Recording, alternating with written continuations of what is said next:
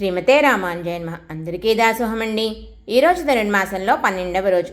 ఈరోజు పాసురంలో మేల్కొల్పబడుతున్న గోపిక యొక్క అన్నగారు గొప్ప ఐశ్వర్యవంతుడు, కృష్ణునికి ఆంతరంగిక మిత్రుడు. ఎప్పుడూ కూడా కృష్ణ పరమాత్మని వదిలి ఉండడు, తన స్వధర్మాన్ని కూడా చేయలేనివాడు. మరి కృష్ణయ్య గీతలో యజ్ఞదాన తపకర్మ నత్యాజ్యం కార్యమేవ తత్ అన్నాడు కదండి. యజ్ఞం, దానం, తపస్సు ఏ క్రియాకలాపాలు కూడా వదలకూడదు, అనుసరించి తీరాలి అన్నాడు. కానీ పరమాత్మ కైంకర్యంలో ఉన్నప్పుడు తమ వర్ణాశ్రమ ధర్మాలను ఆచరించకపోయినా కూడా దోషం ఉండదు.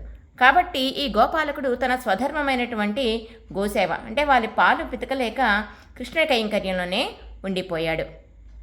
గోవులు తమ దూడల్ని తలుచుకుని శిరముల గుండా పాలను అవిచ్ఛిన్నంగా స్రవించేస్తున్నాయి. మరి శిష్యులు కూడా తమ ఆత్మలు తాము ఉజ్జీవింప చేసుకోలేని లేక దూడల వంటి వారు. కర్మపాసం చేత ఈ శరీరం అనే దొంగకి కట్టబడ్డారు. ఆ కట్టు వదిలిస్తేనే పరమాత్మని చేరగలరు.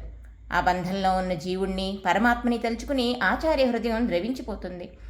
శిష్యులకి అనేకమైన దివ్య అర్థాలని, రహస్యాలని కృప చేస్తారు, పరమాత్మ దగ్గర చేరుస్తారు అని ఈ పాసురంలోని అంతరార్థం. మరి మన పాలకొల్ల శ్రీ లక్ష్మీనారాయణ స్వామివారి సన్నిధిలోని ఆండాళ్ళమ్మ జడ ఈరోజు శిష్యుల్ని పరమాత్మ వద్దకు చేర్చే ఆచార్యులు భగవద్ రామానుజుల వారితోటి కృష్ణ పరమాత్మతోటి అందంగా అలంకరించబడి ఉందండి. శ్రీమతే రామానుజాయ నమః.